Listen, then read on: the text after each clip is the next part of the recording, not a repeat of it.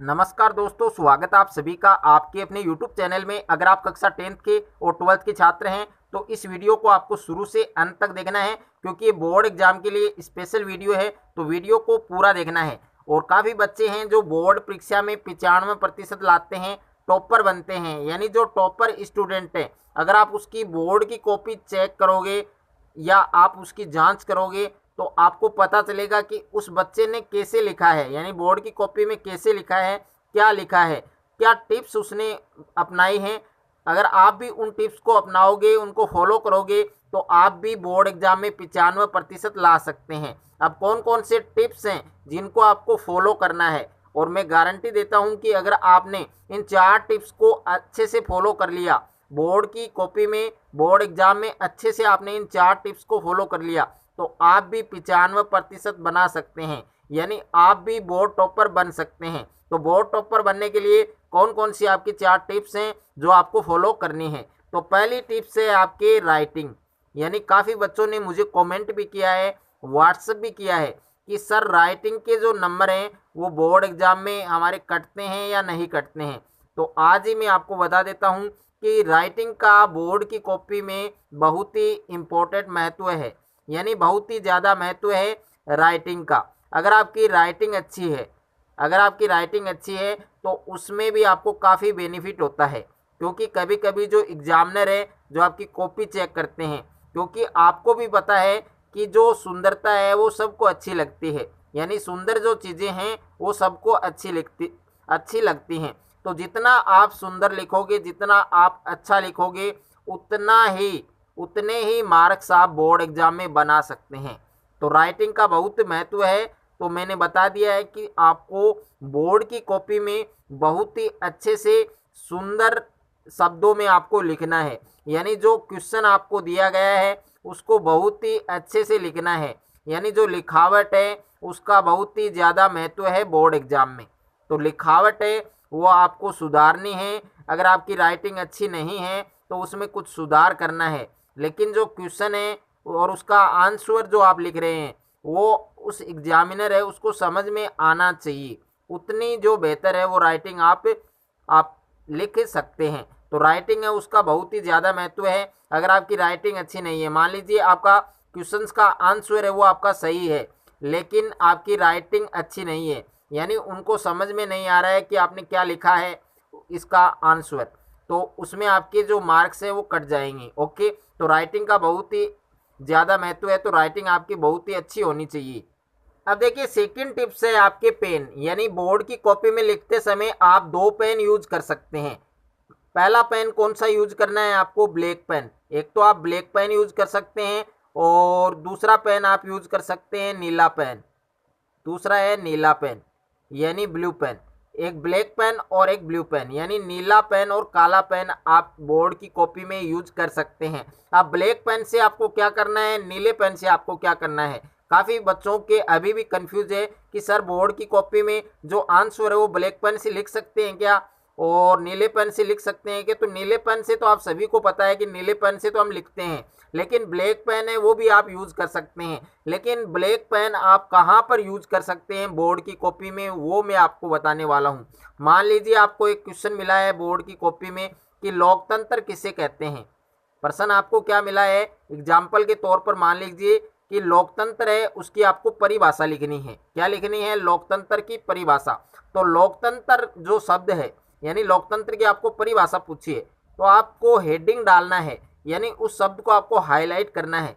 तो आप कौन से पेन से कर सकते हैं? ब्लैक पेन से, यानी हेडिंग वगैरह लिख सकते हैं और किसी भी लाइन को आप अंडरलाइन कर सकते हैं ब्लैक पेन से, तो उसके लिए आप ब्लैक पेन यूज कर सकते हैं। बाकी जो आंसर लिख रहे हैं, यानी लोकतंत्र आपने हेडिंग में लिख दिया है, उसको हाईलाइट कर दिया, उसको अंडरलाइन कर दिया, कौन से पेन से? ब्लैक पेन से। अब इसकी जो परिभाषा लिखोगे आप, इसकी जो परिभाषा लिखोगे वो कौन से पेन से आपको लिखनी है? नीले पेन से लिखनी है। ओके, तो पेन का भी बहुत ही ज़्यादा महत्व है बोर्ड की कॉपी में, क्योंकि जैसा आप लिखेंगे, जैसे मैं आपको बता रहा हूँ वैसे आप लिखेंगे, तो एग्जामिनर जब कॉपी चेक करेगा तो उसको बहुत ही अच्छा लगेगा, उनको सुंदर लगेगा, यानी सुंदर जो आपने लिखा है आंसर, तो वो बहुत ही अच्छे से आप वो है उनको पढ़ सकता है और उसमें आपके काफ़ी अच्छे मार्क वो उसमें दे सकता है। मान लीजिए आपने एक लाइन गलत लिखी है, तो अगर आपकी राइटिंग अच्छी है, आपने 2 पेन यूज़ कर रखे हैं, ब्लैक पेन से आपने हेडिंग डाला है और नीले पेन से आपने आंसर लिखा है, तो देखने में वो अच्छा लगेगा। तो देखने में जो चीज़ें अच्छी लगती हैं, तो आपको भी पता है कि जो सुंदर चीज़ें हैं वो सभी को अच्छी लगती हैं। और थर्ड टिप्स है आपकी, यानी जो थर्ड टिप्स है वो आपको क्या फॉलो करनी है, स्टार्टिंग 10 पेज। इसका मतलब क्या हुआ कि जो बोर्ड की कॉपी होती है उसमें आपके अबाउट हम पेज माने तो 25 या 30 के समथिंग आपके बोर्ड की कॉपी में पेज होते हैं। ओके, अब पहला पेज से लेकर आपको 10 तक के पेज में क्या लिखना है, यानी बोर्ड का जो पेपर आता है और उसमें टोटल 30 क्वेश्चन होते हैं। कितने क्वेश्चन होते हैं, कोई पेपर में आपके 28 भी क्वेश्चन होते हैं, लेकिन मैंने समथिंग बताया है कि 30 क्वेश्चन होते हैं। ओके, अब 30 में से मान लीजिए एग्जाम्पल के तौर पर आपका गणित का पेपर है। किसका पेपर है, गणित का पेपर। मैथ्स का पेपर है और मैथ्स में आपके टोटल कितने क्वेश्चन आए हैं, 30 क्वेश्चन। अब पहले आपको पूरा पेपर पढ़ना है अच्छे से, यानी 10 मिनट आपको पूरा पेपर पढ़ना है अच्छे से, और उसके बाद में आपको देखना है कि उन क्वेश्चंस को आपको सेलेक्ट करना है जो आपको अच्छे से आते हैं, यानी उनमें 1 मार्क्स भी कटने की संभावना नहीं है, वो प्रश्न आपको पहले करने हैं। ओके, यानी 1 से लेकर 10 तक के जो पेज हैं, फर्स्ट टू 10 पेज में आपको केवल वही क्वेश्चन करने हैं जो आपको अच्छे से आते हैं, यानी उनमें एक भी नंबर आपका नहीं कटे। वो क्वेश्चन अगर आपने 1 से लेकर 10 तक के पेज में लिख दिया, ज़्यादा भी हो सकते हैं, 15 पेज भी हो सकते हैं, तो 1 से 10 में समथिंग बता रहा हूँ आपको, 1 से 10 तक के पेज में आपको वही क्वेश्चन करने हैं जो आपको अच्छे से आते हैं, उनमें एक भी मार्क्स कटने की संभावना नहीं होती है।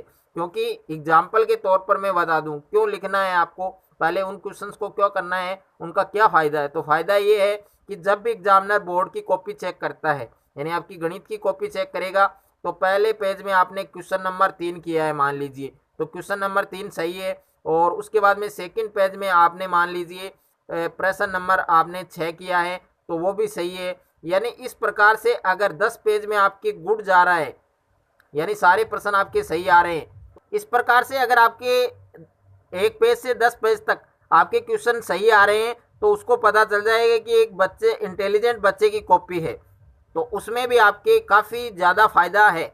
अगर आपने स्टार्टिंग के 10 पेज में जो आंसर है वो सही लिखा है, तो जैसे मैं आपको बता रहा हूँ वैसे आपको करना। अब देखिए टिप्स नंबर 4 आपको क्या याद रखनी है कि सभी प्रश्न करें। अब काफ़ी बच्चे हैं ये सोचते हैं कि ये प्रश्न मुझे नहीं आ रहा है तो इस प्रश्न को मैं छोड़ देता हूँ। ओके, तो ऐसा कुछ नहीं करना है आपको।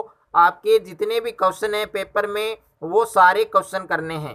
तो 3 नंबर जो टिप्स मैंने बताई है कि आपको स्टार्टिंग के 1 से लेकर 10 या 15 पेज में आपको केवल उन्हीं प्रश्नों को करना है जो आपको अच्छे से आते हैं, उनमें एक भी मार्क्स कटने की संभावना न हो, वो प्रश्न आपको पहले करने हैं।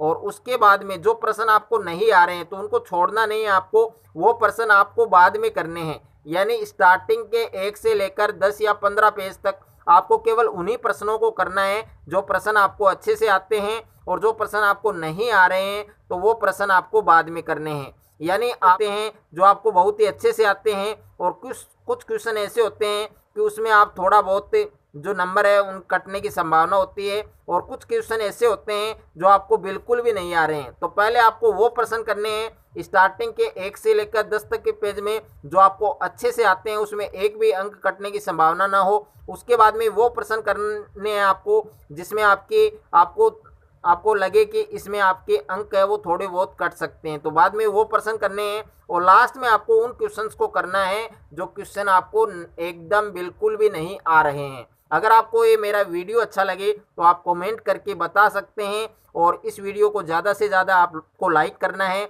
और शेयर करना है।